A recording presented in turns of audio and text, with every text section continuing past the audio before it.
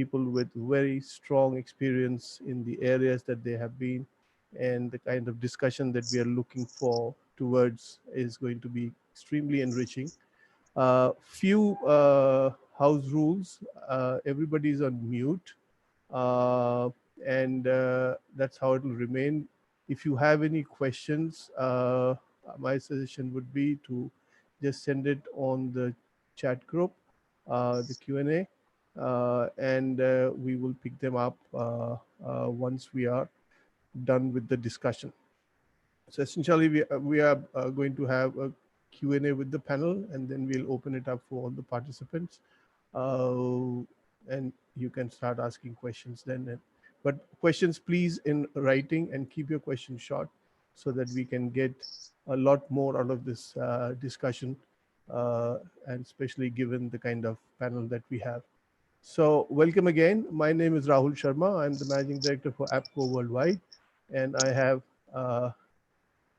spent some time with Fiki, and we've got together friends at Fiki, and we decided to sort of do this and bring on board uh, all the ambassadors and also an industry representative that we have. So just to quickly introduce the panel to you, we have Ambassador Navtesh Sarna. He's the former Indian ambassador to the United States, UK, and Israel. We have Ambassador Preeti Saran, who's former Secretary West at MEA, an Indian ambassador to Vietnam. We have Ambassador Navdeep Suri. He's the former ambassador to the UAE, Australia, and Egypt. And we have Ambassador Gautam Bambawale, who was in China as his last stint, and he's also former ambassador to Pakistan and Bhutan. And then we have N. Shivasamban, who was the National Executive Council member of FICCI and Vice President Global Corporate Affairs of Tata Group. And given the kind of global footprint that Tatas have, it'll be very interesting to hear his thoughts on where things are. So what I will do is I will start with Mr. Shivasaman and shoot my first question at him. Just give me a second. So Shiva, you represent the biggest Indian conglomerate. The world must be looking very different to you than 2 months ago. So, it'll be good to hear from you what are the kind of key risks that you see for business in a world which is very difficult to predict at this point in time. We don't know where it's going to go. So it'd be good to hear from you and set up this kind of the going forward tone for this discussion, and then I can start picking that up and get to the ambassadors individually. So Shiva, please. Good morning, Ambassadors Saran, Ambassador Sarna, Ambassador Suri and Bambewala. Good morning, Dilip, and thank you for having me represent the FICCI representatives in this forum. I am honored and delighted to be amongst 4 distinguished members, ambassadors, between whom I would assume that they'll have a fairly intimate knowledge of greater than 80% of GDP generating economies. So I think it'll be very interesting to hear from them in terms of what their views are going forward. Good morning to everybody in the webinar today. Thank you, ambassadors, for taking out time. We all look forward to your collective thoughts and wisdom, and I'm sure it'll greatly help the businesses as they plan their way forward. The world is indeed very different, Rahul. If I roll back a couple of months, I'm reasonably confident, and I'm not going to just speak for the conglomerate that I represent, but a larger FICCI membership from my viewpoint. I think the world was very different. You roll back a couple of months, I think we all had a fairly reasonable view of where or what March end is going to look like. Most of us, I'm sure, would have completed our next year budgets and planning exercises, and we would have put together our execution plan. And then suddenly COVID happened. An unprecedented humanitarian and an economic challenge. And to be very candid, I think most of us are still figuring out how to recover from it. We have never seen anything like this before. I don't want to go through the numbers because each one of us are tracking that. But broadly, if one were to look at the extent of damage one is looking at, analysts have predicted anywhere from a -3 to -5% global GDP drop. Every single economy is impacted. It ranges from -5 to 7 for the US, anywhere from 7 to 10 for Europe and UK, about 5 to 7 for Japan. China, interestingly, has a 0.8 to 2% projection, and India has a range of -1 to +2%. So, no matter how you look at it, it is really unprecedented from all perspectives. Unprecedented drop across the board. Now, policymakers around the world have taken economic and policy measures to address the immediate impact and the requirements, India included, and rightfully so. But let me come to the risks. As countries and economies start to exit the lockdowns, businesses are looking at restarting their operations, and we will. And as we do, the reality is we are looking at multiple risks, which has the potential to create further burden on us, which I don't think many of us have any more flexibility or liberty. Now, which are these risks? I'm going to put them broadly into 4 categories, and I look forward to the comments from the panel going forward. The first one is about the pandemic itself. Analysts have spoken about a V-shaped recovery and a U-shaped recovery, etc. We don't know how it's going to go. But then the reality is we don't know if there is going to be a second, a third, or a multiple wave of infection coming back. And if you look at it from an India point of view, the economically active states such as Maharashtra, Gujarat, Delhi, Tamil Nadu, etc., are more impacted than the others. Then you come to the risk of, notwithstanding the commentary or the news item that we heard from Israel and Italy that they are close to getting a vaccine or they do have a vaccine. The reality is we don't know when the affordable and availability at scale is going to happen. So essentially, as we go down to the, as we go down to restarting the operations, we are starting with a bunch of risks, which is continued threat of infection and taking care of the employee welfare at one hand. And also, are we looking at a W-shaped recovery, or is it going to be a multiple W-shaped recovery? I think that's going to be disastrous from an economy viewpoint. The next bunch of risks is more with regard to geopolitics. The fact is, even before COVID, we were talking about deglobalization given US's trade issues with most of the countries. I don't want to go into that. But then is COVID going to fast track the deglobalization discussions, and is that going to become a reality?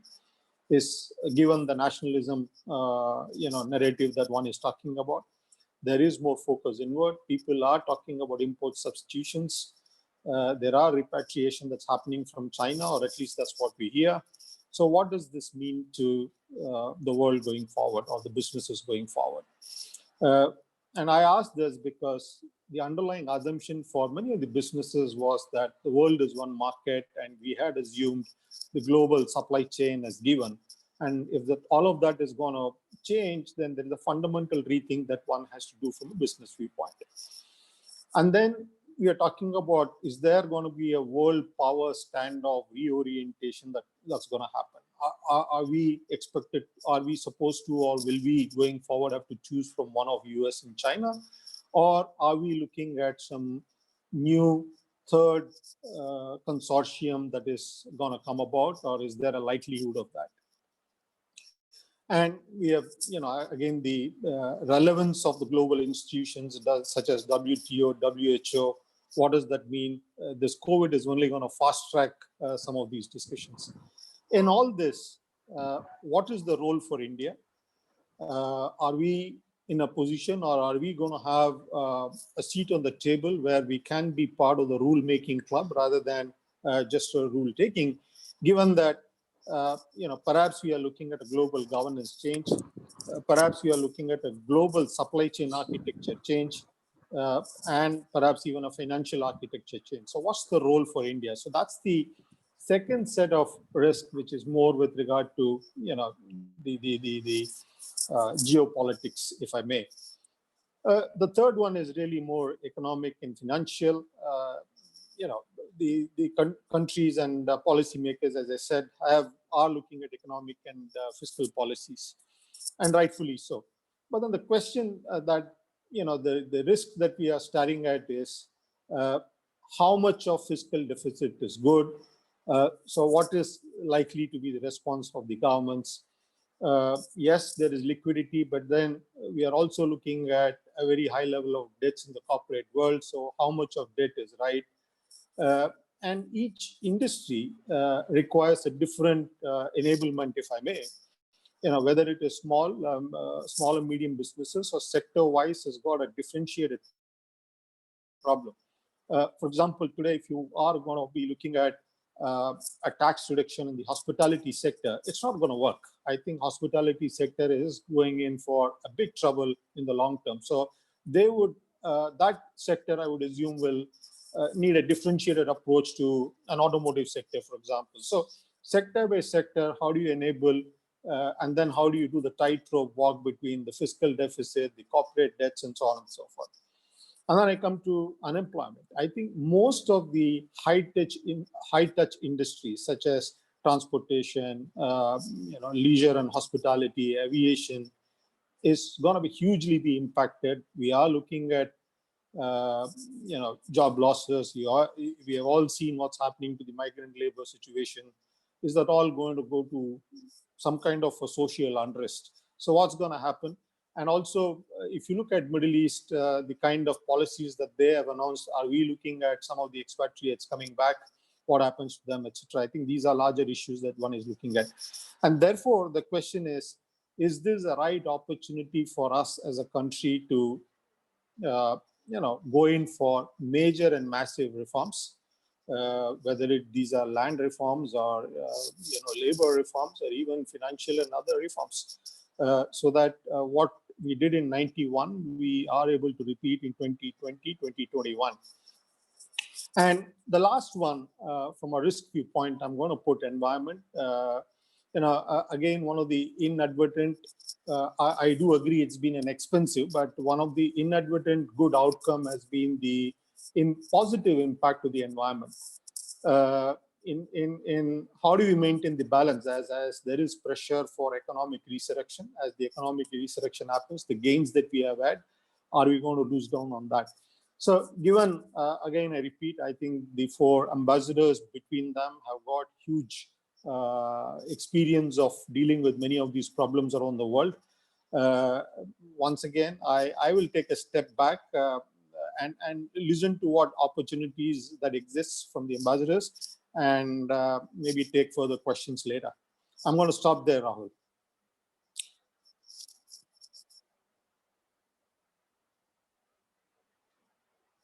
Hello? Rahul, you need to unmute yourself. I have just unmuted myself. Yeah, sorry about that. Sure. A lot of things that you spoke about will obviously be kind of dealt with as we go along, and there'll be questions around it. But I had some specific questions for the ambassadors to start with. So I'll first go to Ambassador Sarna. Looking at what's happening in between the US and China at the moment, given the whole COVID-19 situation. I mean, obviously, the political, diplomatic, and ideological differences were there, but at a business and trade level, for the last several decades, the two countries continued to do pretty well with each other. And in fact, Americans, a lot of them didn't really know how much they relied on China just for everything. There is a phrase in Hindi, "Topi si leke moje tak," just about everything that comes in between. At this point, President Trump seems to be in the process of trying to decouple, business ties. Obviously, Make in America is the big thing coming up. The one question that I was wondering was, is it what's happening today? Is it something that's directed only at the elections 5 months down the road, or you think this is now going to become a much deeper and bigger part of the future U.S. foreign policy?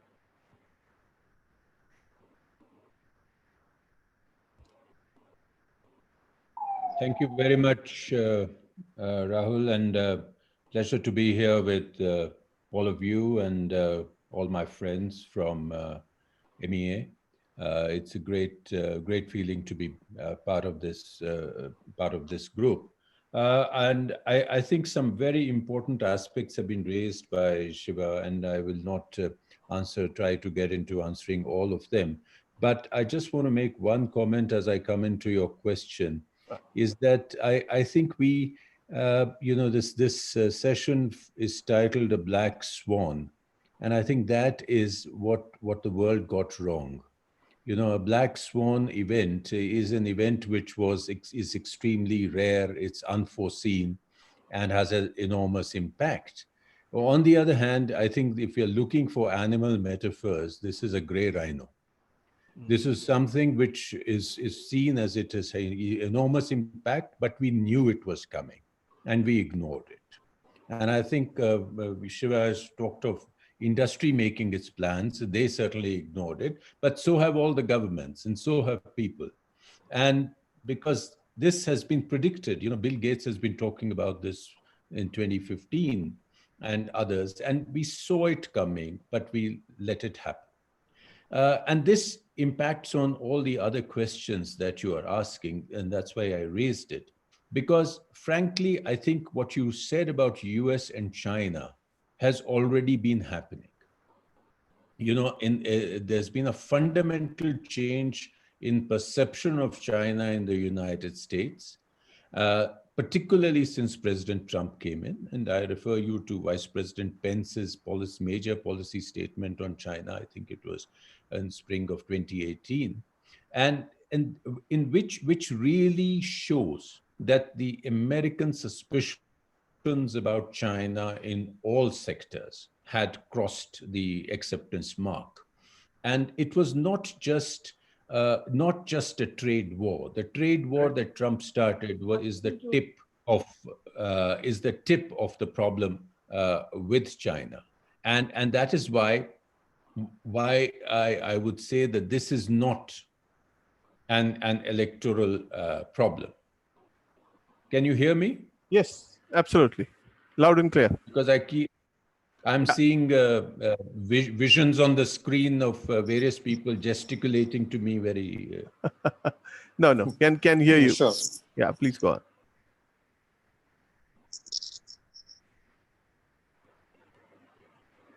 Yeah, Ambassador, we can hear you.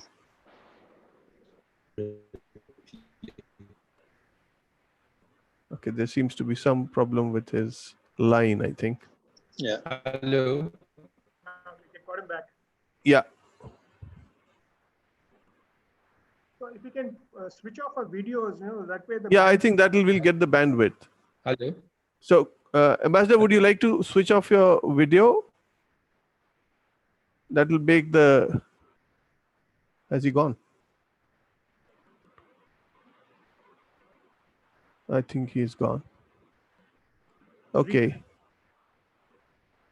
Gunvira, can you connect with him? We can move on here. Sure, I will do that. Yeah, sure. All right. So, so while we wait for Ambassador Sarna to return, let me. I have a question for Ambassador Bambawale.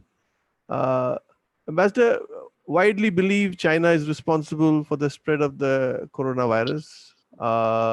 Beijing, of course, not likely to accept its culpability. You have spoken about. Is Ambassador Sarna back? Yeah, he's back. Okay. Ambassador Sarna, can you hear me?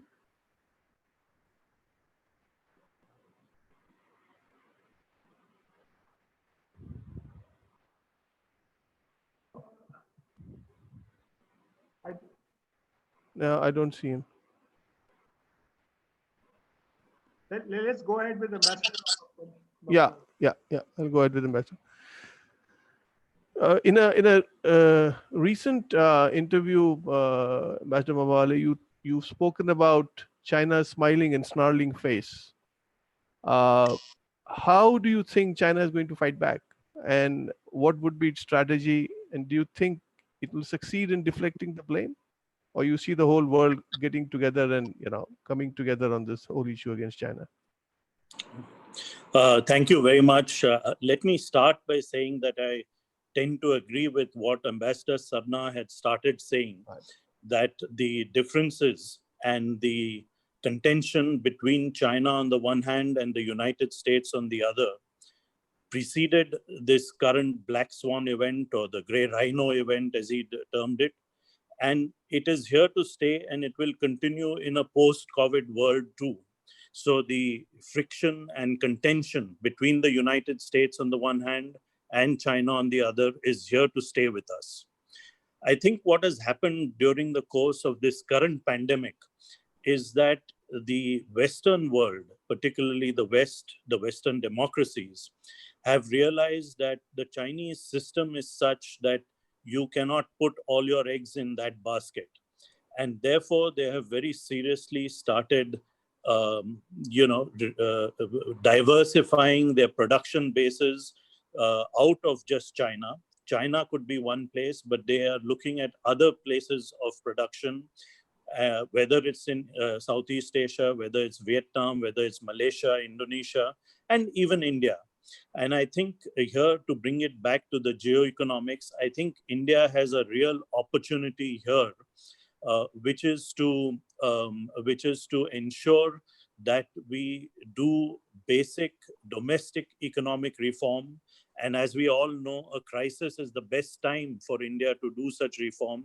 The last time we started such economic restructuring was in 1991 during yet another crisis at that time. But the current COVID crisis and the virus crisis is a good time to look at our own internal economics, but also ensure that our externalities are also looked after. Some of these, supply chains, etc., may look seriously at India, and we should take advantage of this. I think this move is going to continue. It is something which is not just geoeconomic, it is also geopolitical, and we should take advantage of it. And let me bring it to a close by trying to address the question that you asked. You are not wrong. You're absolutely right. Public opinion across the world has swung sharply against China. China's image has taken a beating. And the reason for that was there was a period of time in January 2020 when China did not allow people from Wuhan and Hubei province, of which Wuhan is the capital, to travel to other parts of China, but they permitted them to travel across the world, including to the West and including to the UAE, as some of the people were saying before we started this conversation. So public opinion, the image of China has taken a beating. Whether they like it or not, the Chinese are going to take a lot of time to repair this damage. How are they going to come out? I have one sentence in which I summarize this. They're going to come out swinging at the West while attempting to throw carrots at the rest. Whether it's going to work or not, I don't know. But there is no doubt that public opinion has swung sharply against China. This is more than just public opinion. I think in the Western democracies, the fact is that they realize that the big difference in values between the West on the one hand and China on the other is something which is very deep and which could have problems. And that is going to lead to a realignment of both geopolitics and geoeconomics. I'll stop there. Yeah, thank you, Ambassador. And I think, the $3 trillion kitty that China is sitting around on has, they will obviously like to throw some money around and make sure that they get some degree of, manage to partly at least repair the damages that have been done. Let me just move to Ambassador Suri and to the Middle East, where in the past years we have seen a deepening of relationships between India and countries like Saudi, UAE. It's the region is of course home to millions of Indians in many for a very, very long time. And Ambassador, you have of course played an important role in mending some of those ties, boosting them beyond people to people context and actually getting onto the political deepening of ties between the two ends. One of the things that has been of concern there is linked to religion and has put a spotlight on Indians living in the region. Newspapers there have been carrying strong editorials, people have commented on social media. We understand some people have been asked to leave and lost their jobs because of the kind of comments that they have made uh, about Islam in general. About it, of course, creates a pretty difficult challenge for India as well as Indian businesses. How do you think? What do you think they need to do to manage this? And it can something that can be aggravated by this current corona crisis. You're mute, Ambassador. So Rahul, I will also like Ambassador Sarna take off on Shiva's big picture Right. questions and then come Sure. to the specific issue of the Middle East. Because I really think that we are seeing some fundamental shifts taking place, which will make it difficult to get back to business as usual. I think people like our friend Ajay Khanna, who's around and go to Davos regularly. There are some predictions of the end of the Davos man, in the sense that the era of globalization is being replaced by the era of nationalism, and much narrower definitions of nationalism. I think from the last few decades, when you could have seen an expansion of individual liberties, you are now coming back to a much heavier role of the state in lives of businesses and people. And I guess that's a trend that you see across multiple geographies, where governments are intervening much more in the economy, central banks are intervening much more in the economy. The IMF is actually talking about the legitimacy of certain amount of capital controls and so on. So these are larger things that we are seeing. And the third, I think, is that the impact is disproportionately borne by the poor. It is not an equal impact virus, as we are seeing in India itself, that we can continue with our businesses through video conferences, but people who are on the bottom end of the spectrum really take the impact. And so there's a need for global coordination in fighting a global pandemic, but what is missing is any kind of global coordination, because the erstwhile leader of the free world is missing in action. And so that, again, contributes to that, that sense of helplessness that you are seeing in many countries, or the sense of frustration that you're seeing and how to deal with it. Coming to your specifics on the Middle East, I was fortunate to be in the Gulf at that point of time.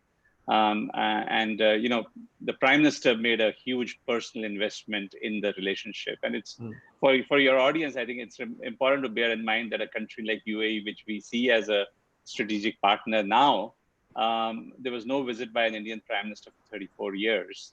And after that, after 2015, Mr. Modi has gone 3 times. And the reason it matters for us, it is our third largest trading partner after the US and China, $70 billion in trade last year. It is our second largest destination of exports, 32 billion plus last year. And it is our largest source of remittances, $19 billion last year. The largest concentration of Indian nationals outside India, about 3.4 million, and so on. And then when you extrapolate that into the energy sector, where our first onshore and offshore oil concessions were in UAE, our first strategic petroleum reserves are in partnership with UAE, and some of that is also true in Saudi Arabia. That the investments that we made are getting those results. But some of those, because of what we are seeing now, I think there is a degree of stress that has built up.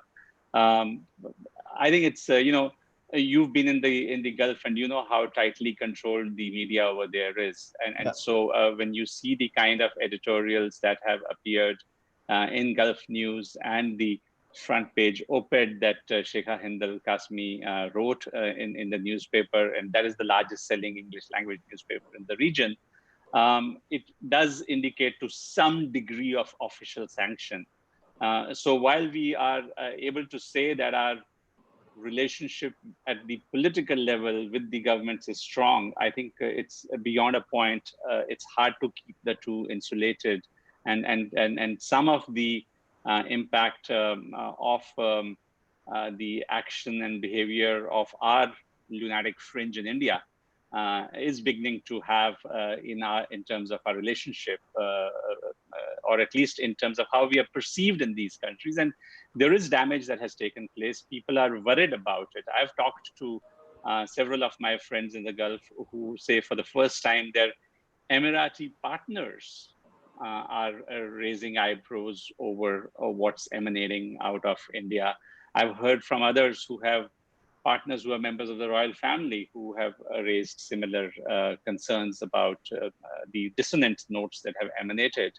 And for that, some of the action is back at home with us, and something that we have to fix internally. And when we were chatting earlier, you mentioned about the editorial today in the Gulf News, and that roundly castigates half a dozen Indian channels for feeding Islamophobia.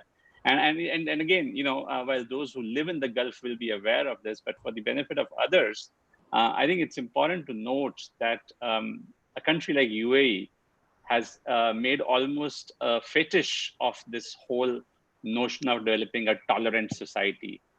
There's a high-profile member of the royal family who's Minister for Tolerance. When they sanctioned and gave approval for an Indian temple in Abu Dhabi, it was part of their tolerance agenda. And they are pretty much zero tolerance on fundamentalism of any kind. Right. They expelled tens of thousands of Egyptian Muslim Brotherhood supporters or alleged Muslim Brotherhood supporters. These are Muslims who were expelled because they were seen as religious extremists. So the fact that half a dozen Indian nationals have been deported out of UAE in the last week or 10 days shouldn't come as a surprise, because there is no tolerance for the kind of hateful stuff that has been emanating from some of these quarters. And that, of course, will impact in some manner the businesses that Indians have there, and the kind of business ties that India might be looking to forge with that region. I think the Indian businesses are coming under stress for a variety of reasons. Until a year back, we could probably say there are 33 Indian billionaires in UAE, and many multimillionaires, some of whom are on our screens today, and I'm very happy to see them. But I think there's no question that there's stress. The failure of some of the largest Indian businesses in recent months has come as a shock. It's had a negative impact on psychology. The halt of trade, and the fact that UAE still doesn't have adequate anti-bankruptcy laws that enable stressed businesses to deal with the situation that they find themselves in today, is going to be, I think it's going to be a really painful period for the next 1 year, for business and for labor. Thank you, Ambassador. I'll move to Ambassador P.T. Saran.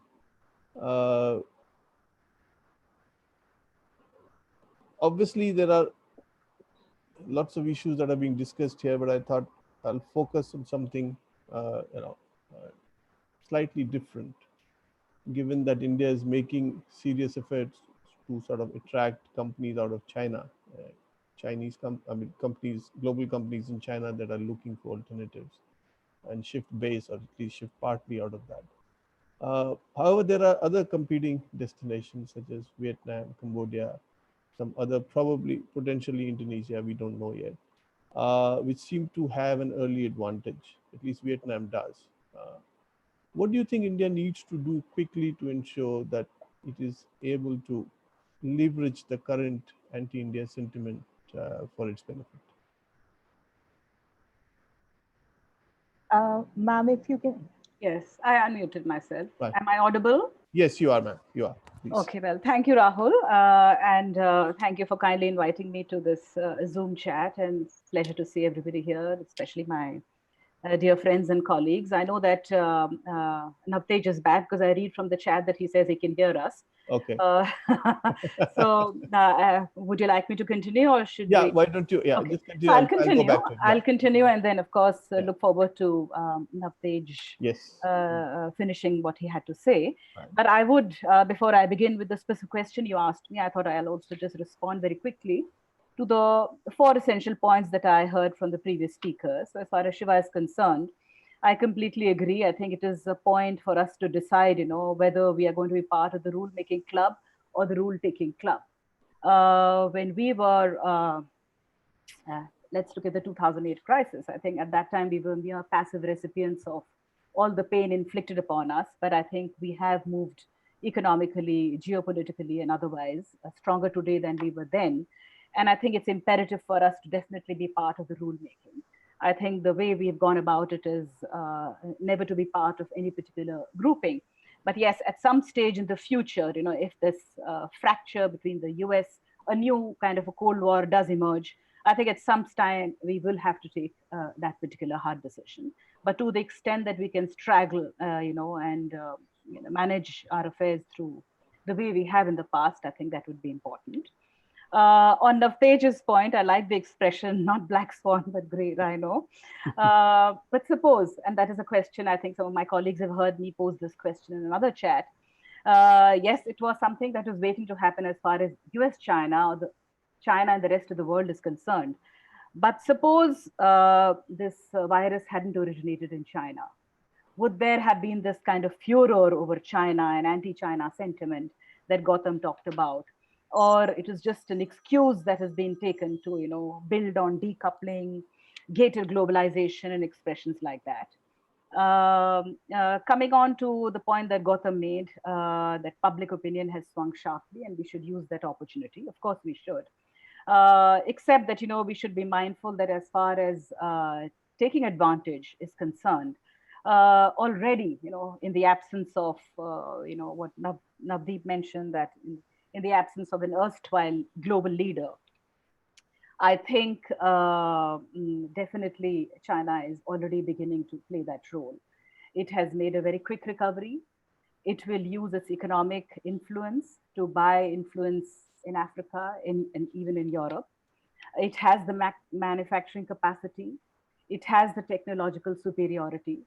And for the multinational companies that have invested there, and to expect that they will en masse come out of China, that is impractical, and it would be difficult to imagine that you expect all of them to decouple and come out of it. It may happen gradually, but it will not happen immediately. One, because of the dependence. Two, the huge market that China offers.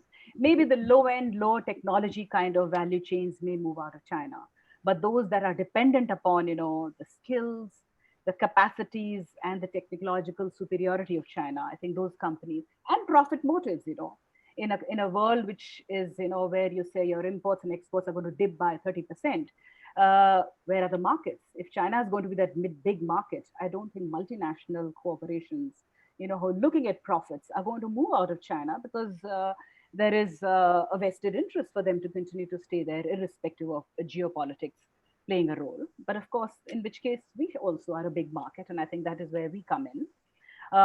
So moving on to your specific questions, whether we can take advantage. I think the recent news reports are very welcome.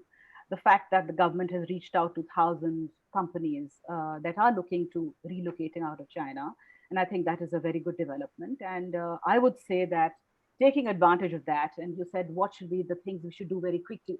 There are some things we must do mid-term, long-term, to set our own internal house in order. But I think quickly to look at what we could do, I think we should definitely target, a specific list of companies that the government has reached out to. I'm sure FICCI would have its own list, in USA, in Japan, in Korea, and I would say even Taiwan. I think we should definitely look at Taiwan very seriously. Identify those companies that already have a presence in India, because then what are the impediments they have faced so far, and address their concerns. If we were to address their concerns immediately, you can expect more of the same to come into India. I would say then perhaps identify their specific needs and offer them tailor-made incentives and schemes, if you want them to quickly come into it. Repeatedly, I'm sure my colleagues have felt the same, but certainly in all my postings abroad, I think the repeated refrain of the business community coming in to India was, poor reforms, slow reforms, so land reforms, labor reforms, taxation, and a huge compliance burden. I think those were the repeated complaints. And I think those are the ones we should be looking at. As far as tax reforms are concerned, maybe, if you want greenfield investments to come in, maybe offer greater tax incentives, tax holidays, etc. As far as land reforms and labor reforms are concerned, already I'm reading in the media that there is a pushback, I mean, there is this fear that, it'll again decimate the small and medium industry, and, you cannot do this very quickly. And I think as far as land reforms are concerned, you would have to have, I think the state governments very much partners to it. Maybe, work out something where, you don't have to have possession of land, but some kind of a land bank, not just government property, central property, but, state government property, which can be leased out, helped for these companies to come and set up their establishment. Simplify GST. Ever since GST came into existence, I think there's been this huge criticism. There's been appreciation, but there's also been this criticism. You talked about Vietnam, Cambodia, some of the other countries in Southeast Asia. I think we should definitely take advantage of, where they are looking at moving out and be part of the value chains. Vietnam, Cambodia, and others already had that huge advantage.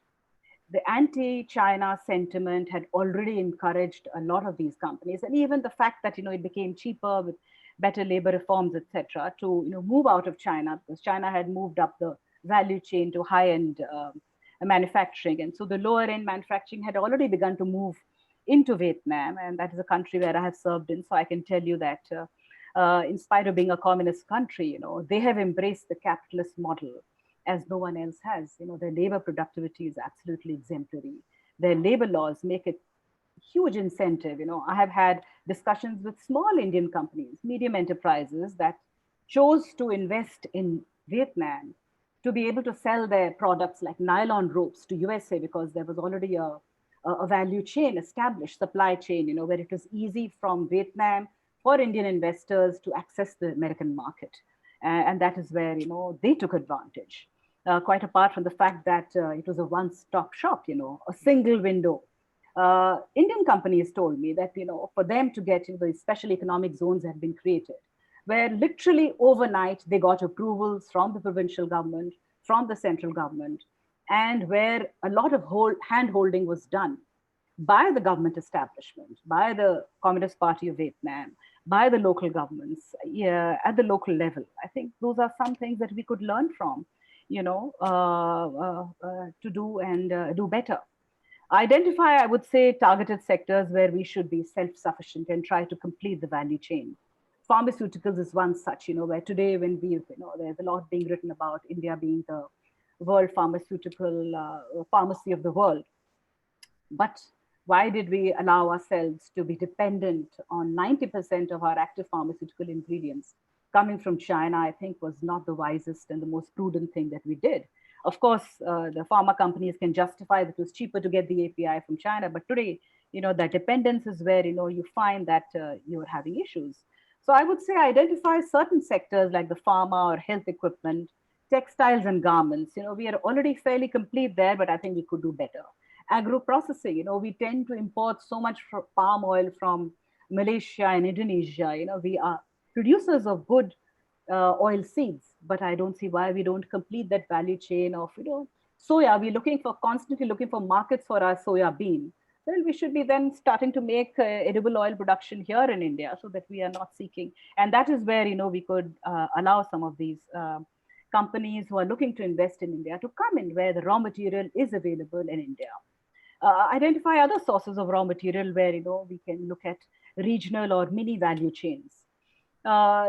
In the course of my diplomatic experience, I found that another complaint constantly by companies wanting to invest in India was about our bilateral investment treaties. And they felt that it discouraged investment. Their constant complaint was that there wasn't enough MFN or equitable treatment available to them. And that, exclusion of taxation out of the purview of the investment treaties was again a disincentive. Or the fact that, international arbitration was not allowed, because they had to first exhaust the domestic legal remedies. I think if the finance ministry could look at some of those, and see if we can add some comfort, perhaps that will be an incentive for some of these companies to come and invest in India. These are the quicker ones I'm talking about. Yesterday's development in the LG plant in Vizag, of course, is a very, very unfortunate incident that happened, which again stresses the importance of compliance, of safety, of regulation, etc. However, I find that compliance burden is another complaint that MNCs have had, and I think if we could help there, come in, cut out the red tape, cut out some of that, it would be helpful. Thank you. I hear some. Yeah, there's somebody who's not mute. Okay. Do I continue? Yeah, please. Okay. I'm almost finishing, Rahul. So right. Since I have this list, I thought let me just quickly finish with it. I think one more thing we could do is perhaps look at, again, this is our revenue department, to look at the customs procedures, if we can simplify them, if we can, add some more automation.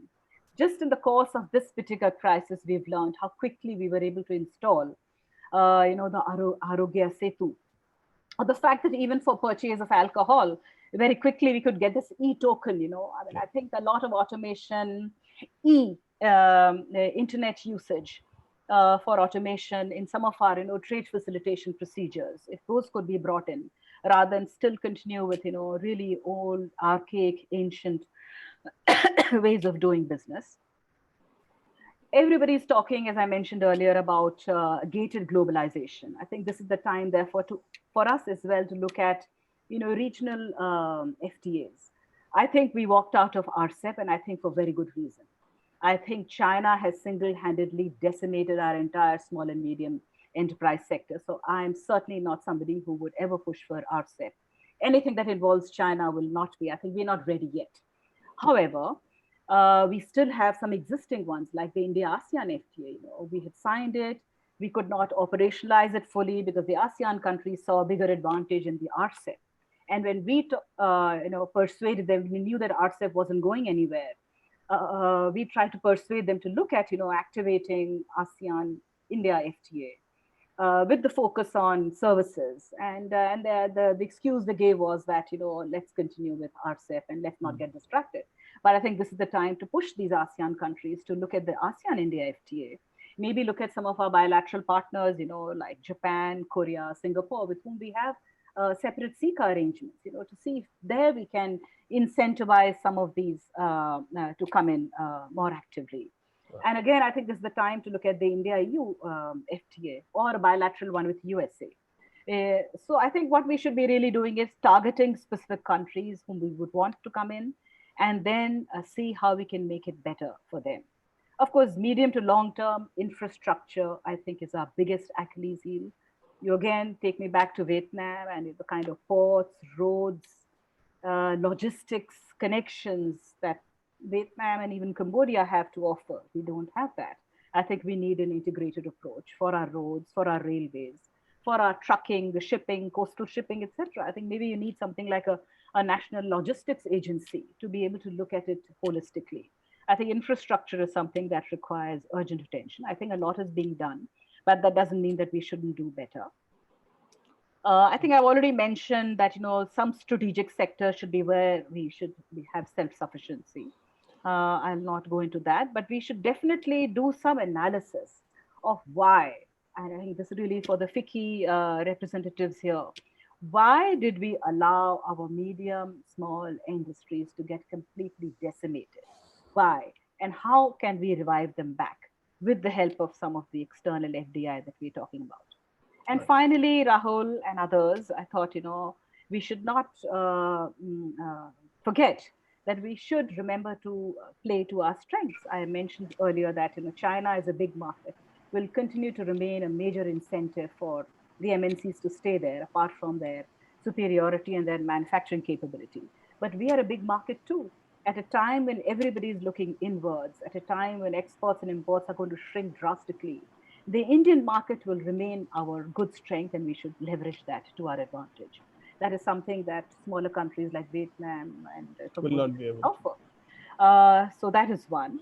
In the course of our entire diplomatic career, when we tried to sell India and to make India a better place to do business, we always spoke about the advantage of doing business in the English language. I think that remains as relevant today. One of the frustrations of my serving in Vietnam was that, I always had to walk through an interpreter. That is not so here. English is spoken freely. I think English should definitely be encouraged and incentivized as an Indian language and continue to do business with it. I think our fair, legal, transparent legal system is yet another advantage that we have, and we should work towards that. Ambassador, I'll come back to you if you don't mind. Yeah. I'll just open it up for Ambassador Sarna, who's back with us. Yeah. Okay. Okay. Sure. I'll just come back to you. Yeah. No, I'm done. In fact, that was my last point. Okay. Fine. All right. Thanks a lot. Ambassador Sarna, sorry we missed you. And we can see you now, and I think we can hear you if you go. Are you on? Can you hear me now? Yes, absolutely. Hear you very well. Yes, please. So let's try it while the going is good. No, it will be better this time. Surely. Yeah, please. So ask me a question, because I lost track and so much has been said that I know. I don't want to repeat those points. Okay, fine. So I'm going to ask you a bit, sort of a larger question. The crisis that we are in, points to an uncomfortable truth. Both the United States, which has been the global referee for a long time, and China, which wants to be there, are going to come out much weaker from this. Former Australian Prime Minister Kevin Rudd has written an article, says something very interesting, that neither a new Pax Seneca nor a renewed Pax America will rise from the ruins. So could this result, as he says, in a continued slow but steady drift towards international anarchy across everything from international security to trade to pandemic management, to each his own kind of a situation? Because nobody is really looking at coming together to battle this particular problem that we have now.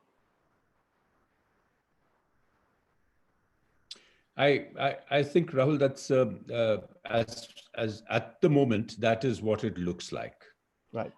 Because certainly both the US as well as China, at least in the short to medium run, are going to come out weaker than they were, or certainly than they would have expected to be. And the reasons, I think as far as China is concerned, Gautam has given a very authoritative analysis. I think there is, firstly, internally in China, what you're seeing is something which is not usually seen in China. You are seeing political debate. You are seeing. I have somebody coming on the screen telling me to do some things. I can't hear. Just go ahead, please. That was someone actually just switching off the mic. Please go ahead. Okay, please go ahead. Yeah. Yeah. So as far as China is concerned, there are signs of internal dissension. There are signs of internal debate. Under President Xi, there has been a rigidification of decision making, which is not the best sort of thing to have in a crisis like this. But I'm not going to talk more on that. I think Gautam is the expert. But the fact is that both domestically and certainly internationally, China is going to look weaker, no matter how quickly they pretend to recover, or they do recover to some extent. They are going to be weaker in terms of the perceptions of the world, in terms of the fact that China has been seen as a country which cannot be trusted, to keep it short. The US itself is going in for a long time weakness. There is going to be a contraction of the economy from anywhere between 6 to 14%, according to some estimates. That is the worst contraction since World War II. The unemployment is hitting 15% in the coming 2 quarters, and it's going to continue in double figures for the next 2 years. Right. So in all this weakness and on the international stage, US has come out like a bumbling, inept government. I mean, with President Trump's daily press briefings becoming more of a soap opera than anything else, I think the entire feeling is that this is not the leader we want. This country cannot lead an international order. So both these countries are going to look weaker. And certainly, since the world as such was essentially by the so-called liberal international order, the liberal yes, Right, can you sorry, hear me? yeah, go on, please. Go on. I think the liberal international order was already contracting under President Trump. The US was already receding from its leadership role. And therefore, this crisis, the pandemic, is going to accentuate that trend. They're going to go away faster. You already saw signs of it, whether you saw Afghanistan, whether you saw Syria, and whether you saw how they have reacted to the WHO, etc., and how they were reacting in the UN even last year. So all that was happening. Both these trends are going to get accentuated. So I think I hope we don't get on to international anarchy, but certainly the world that we have known, particularly given the fact that multilateral institutions are very, very weak today. Right. And if China and the US don't invest in the international institutions, the international institutions on their own are nothing. So unless these major member states really take the lead, now what does that leave us with? Does that leave us with every country for itself? Perhaps. Perhaps some regional frameworks may become more powerful. And perhaps, and this is an extreme opportunity, perhaps countries like India can go back to what they were good at, being so active in international institutions, and start taking a lead. And doesn't matter all across the board, but maybe something, maybe climate change, maybe health. So there are areas in which there are going to be openings. But yes, the world as the post-World War II world that we have seen, I think, is not going to come back in that shape. Okay. We've got about half an hour left. And, I'm going to sort of address just one or two questions to panelists and then open up. We've got lots of questions coming in from participants. We had more than 200 participants. So there are a whole lot of questions. Of course, we won't be in a position to take all the questions, but we'll pick up some of them as we go along. So one question from Sanjoy Roy is, and I'm opening it to all the panelists. Regionalization, he says, is the new globalization. Shouldn't we use this opportunity to build economic bridges with countries like Pakistan, Nepal, Bangladesh, and use trade and exports as primary pillars of diplomacy in the neighborhood? So,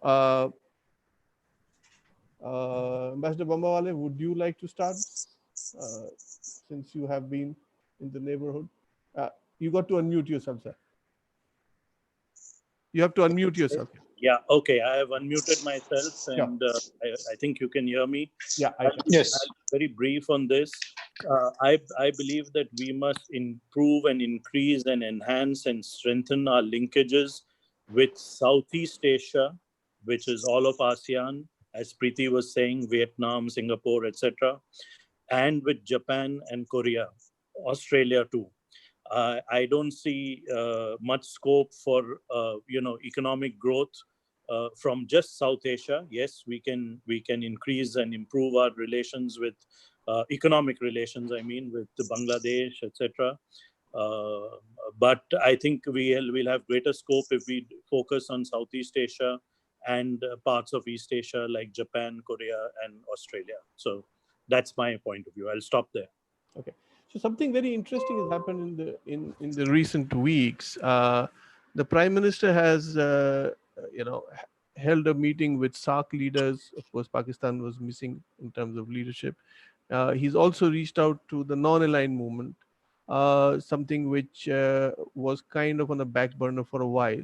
These new outreaches to these groups, and it's a question for any of the panelists who would like to take it up, obviously indicates that from that India is trying to sort of connect in with groups which don't have China as a member. So where does that, is this something new, that development that one sees?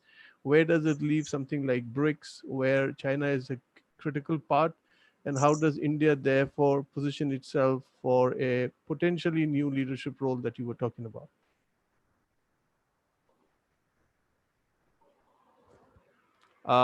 Ambassador Suri, would you like to take that? Ambassador Sarna?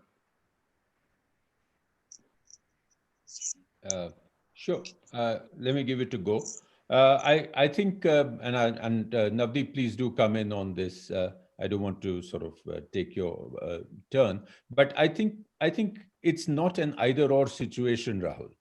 I think when the BRICS does focus, we will be back there. When the SCO does focus on these issues, we will be back there.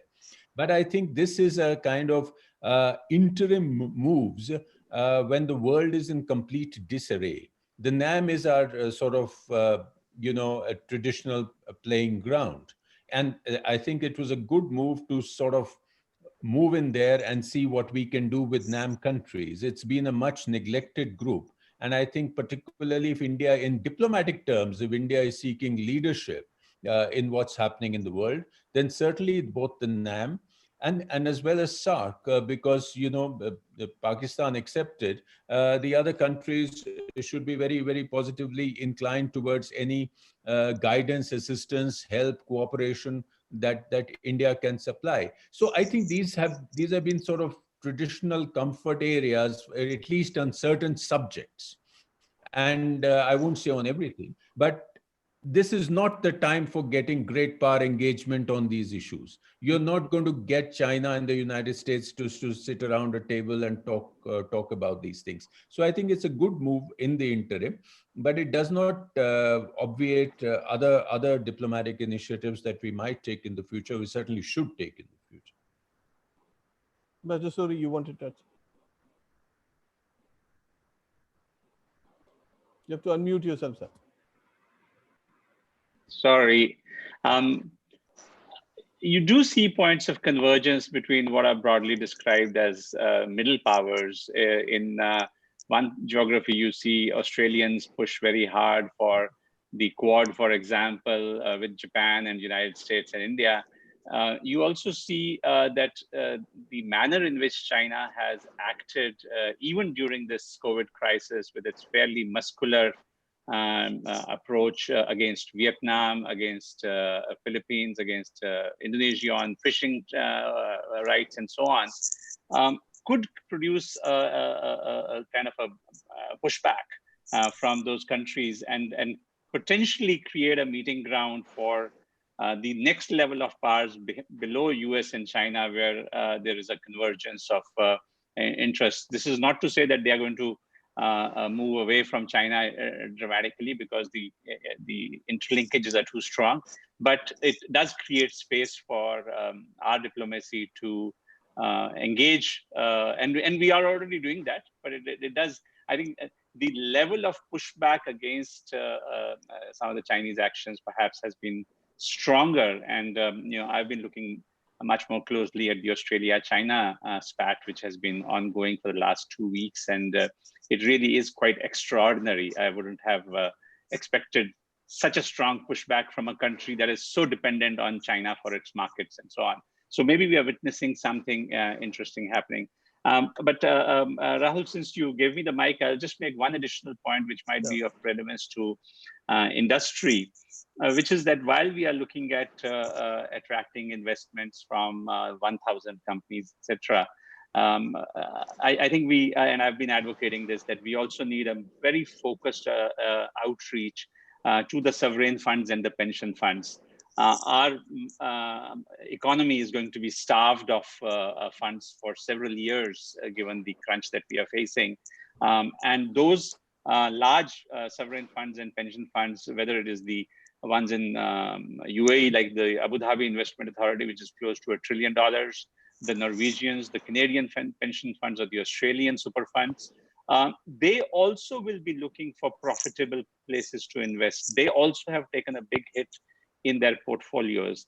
And I think maybe FICCI should set up a little expert group of economists to identify what is the best pitch that India can make to sovereign funds and pension funds to say, you have a global perspective. Why don't you look at India because of ABC? That's a good point. Good point. Dilip, something for FICCI to look for, I think. I'll get on with some more questions from participants. There's a question from Vinita Sethi. How do we create global surveillance now that US is not supporting the WHO? And how do you create cross-sovereignty and supply chain, especially how can India negotiate better on these grounds with multilateral organizations, WHO, WTO, UN, etc.?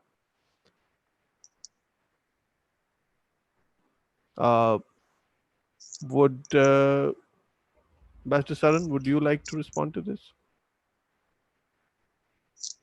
Well, there are two parts to the question. One is, the fact remains that, of course, while the multilateral, whether it's the trading system or the multilateral system, the UN and its allied agencies, they have come under a lot of flack, but that doesn't mean that they're dead. And I think certainly in a multipolar world, it would be in our interest to ensure that, they remain alive and kicking. We've not been particularly happy with the UN altogether, but that doesn't mean that we should facilitate its quick demise either. I think we should work towards ensuring that they are strengthened. And that is exactly the point that Prime Minister had made, at the G20 as well, that, WHO should be strengthened. Currently, that it is faced a lot of criticism. The second part of the question, sorry, could you just remind me what was the second part? Yeah, it is, just a second. I seem to have lost it.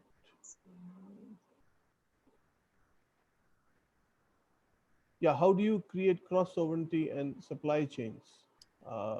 Especially, how can India negotiate better on these grounds with WTO, etc.?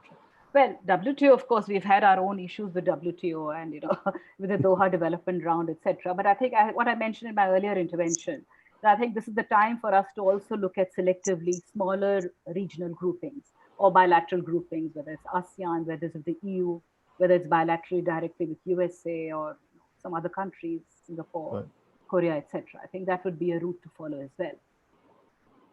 Okay. The next question is very interesting. It's from Chos. And it is that while we are trying to target companies that want to shift out of China, how about also going after the Chinese companies themselves and open up the Indian market because of the kind of investments that they will be in a position to bring in, and also technology? Ambassador Bambawale? Yeah, sure. I totally agree with this, that, you can target Chinese companies themselves. But I think you have to also factor in that the way China is politically and economically structured is quite different from the rest of the world. And this is where the tensions are actually coming in. The tensions between the West, the liberal West, the democratic West, and China.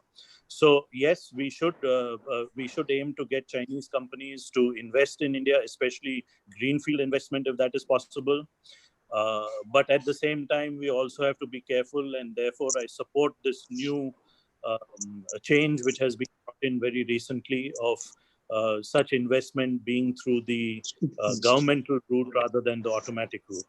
I'll just make one quick point about the fact that, in the post-COVID world, both the United States and China are going to come out weaker. And I totally agree with Ambassador Sarna on that.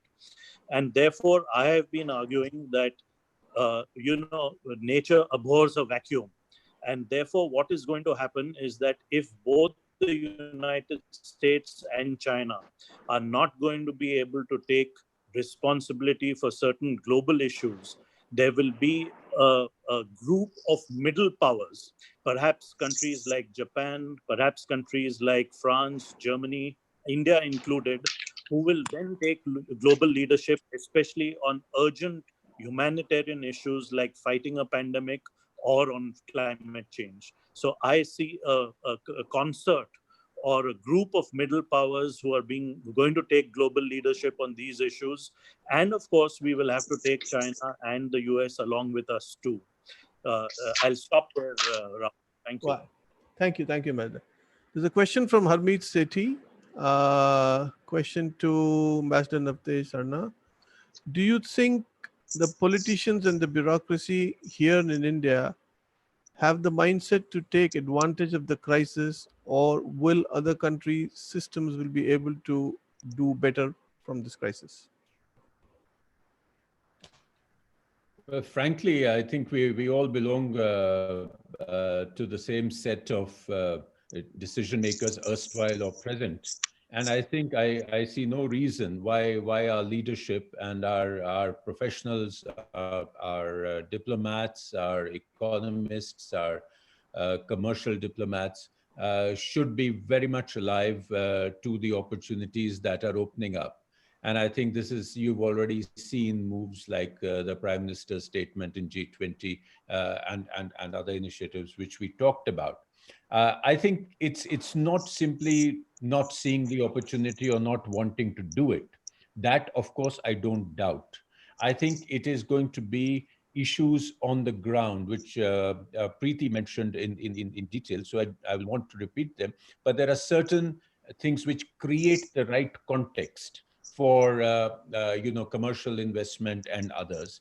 And some of that, we may not be able to do it all overnight. Let's remember, we ourselves in a state of crisis. We are not just sitting back looking and picking up opportunities from the sidelines. We have to get through the pandemic ourselves. We have to have our economy stabilized. We have to have our labor working back, our factories going on stream. So until we have stabilized, we are not really going to be in a position to be, acting on an international platform as if we have nothing to worry about at home. So first we have to take care of that.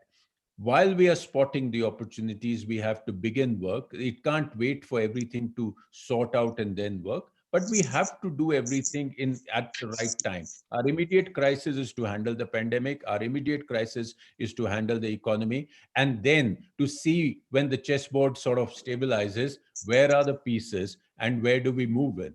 We certainly have the perspicacity, we certainly have the talent, and I'm sure we have the energy. And this is where policy, industry, everything has to come together. And since I have the floor, I think Shiva mentioned this right at the beginning of the discussion, and we have sort of not come down to it.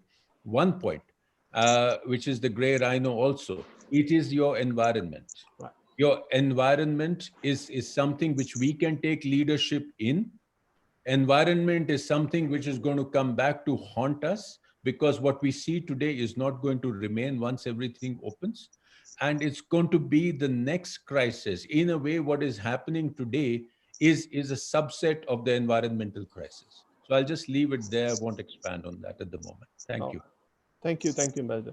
There's a question for Ambassador Suri. As Gulf economies prioritize their citizens for available job opportunities, for example, the Omanization program in Oman, lots of Indians are expected to be replaced and eventually return. What does the crisis portend for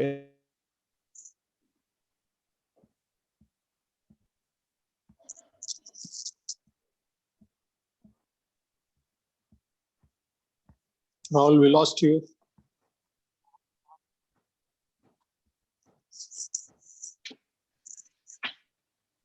Anyway, Navdeep, you got the question, so you can go ahead. Okay, I think I've got the gist of the question. Look, the trend towards can you hear me now? Yeah, I think Yes, I've got Rahul. the gist of your question, Rahul. So I'm just responding. Sure. That I think the trend towards greater recruitment of locals in all of the Gulf economies has been around at least for a decade or more.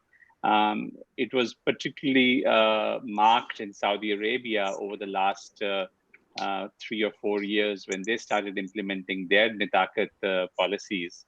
And we saw that as a result of those, the number of Indians in Saudi Arabia, for example, came down substantially.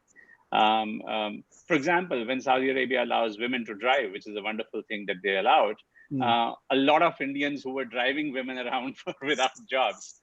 And UAE certainly has its own Department of Human Resources and Emiratization, which has been actively looking at creating opportunities for Emiratis.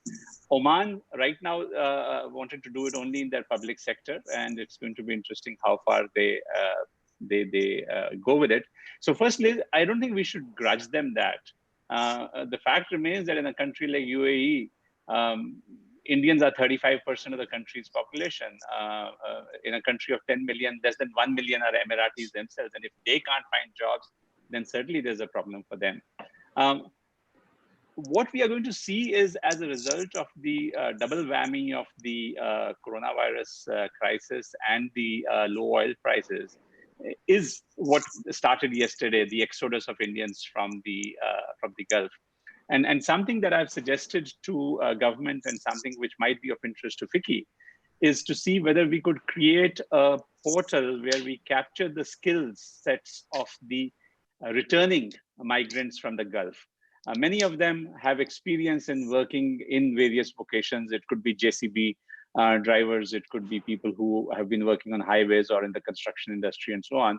And at least in the short term, while our industries are saying that labor has gone back to the States and they will be short of labor, if we can find a way to match some of those skills of those who are coming back with the requirements of industry, it might mitigate the pain of their return.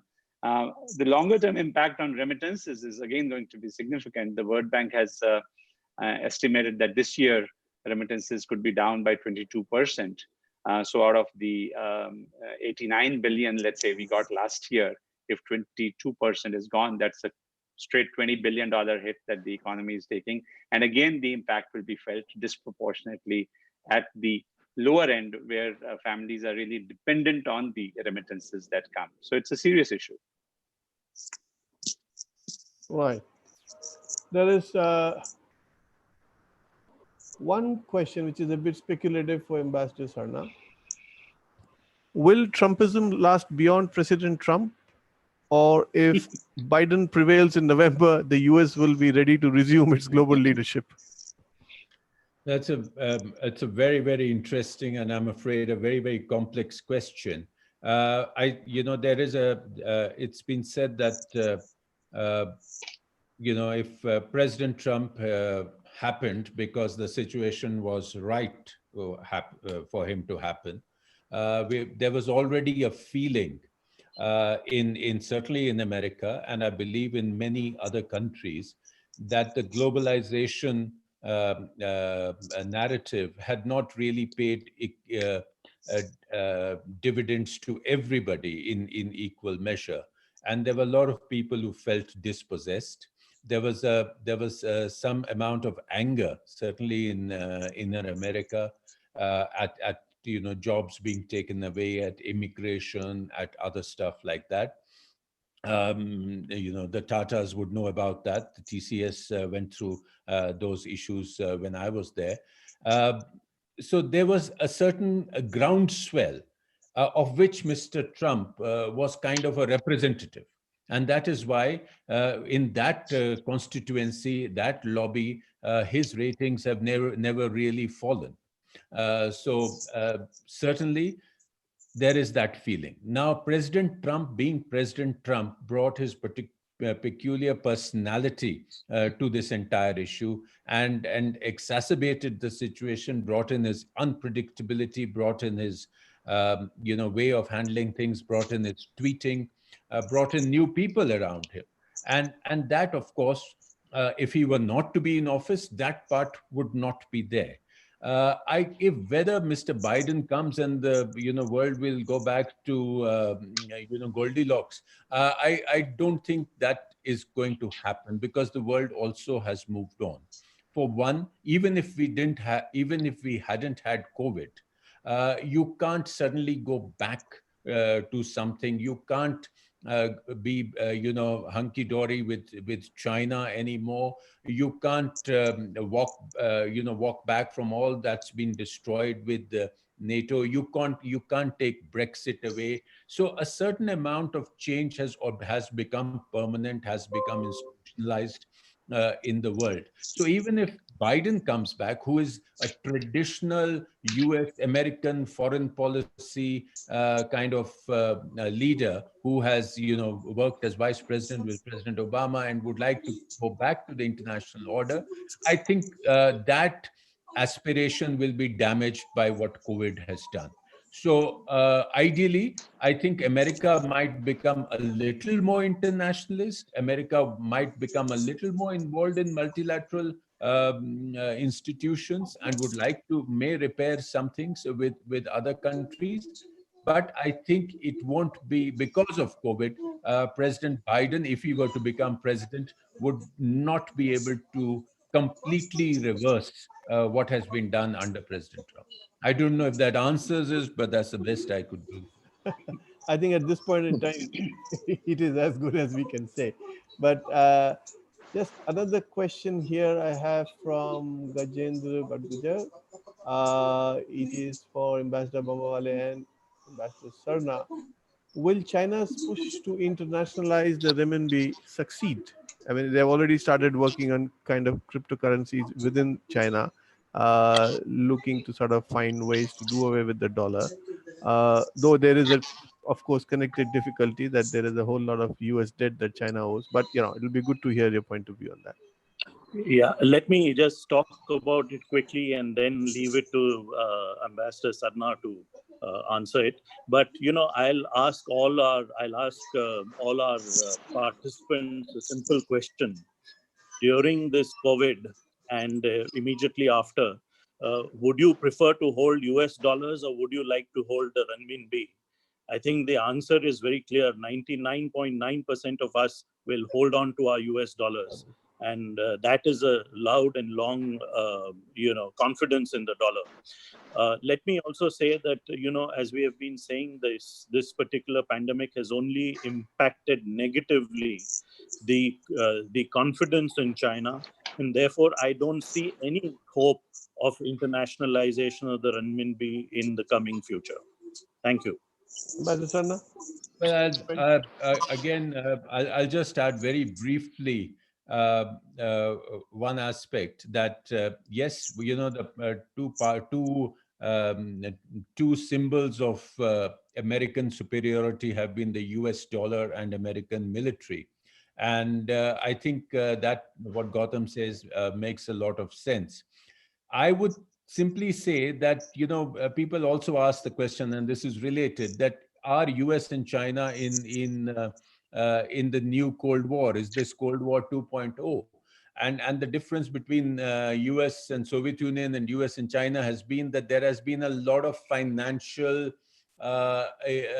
nexus between China and the US, which wasn't the case with the US and the Soviet Union.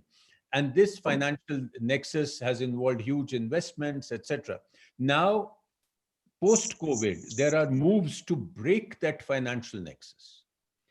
For instance, there are moves in the US Treasury to stop US funds, pension funds, which were mentioned by Navdeep, stop those pension funds investing in China. So there's going to be rather than supporting an internationalization of the renminbi, I think on the other hand, there is going to be resistance to that. There's going to be an active resistance because the decoupling that's happening will only be a decoupling once you also decouple the other parts of the nexus that have been created for decades now. So I think I don't see much support for that sort of a development at the moment. Okay, so we're running short on time. We have space for just one more question, and that question I will direct to Ambassador Saran. Considering the sentiments in China internationally, would there be any positive impact on India's quest for a permanent seat in the UN Security Council? Anish Pradhan. So let's very quickly, and then we can get on to closing the session. Is that addressed to me or to? Yeah, it's addressed to you. Well, the answer is yes. Okay. Of course. That's short and sweet. I think India should go and make a big bang about it and get moving literally hard. Right.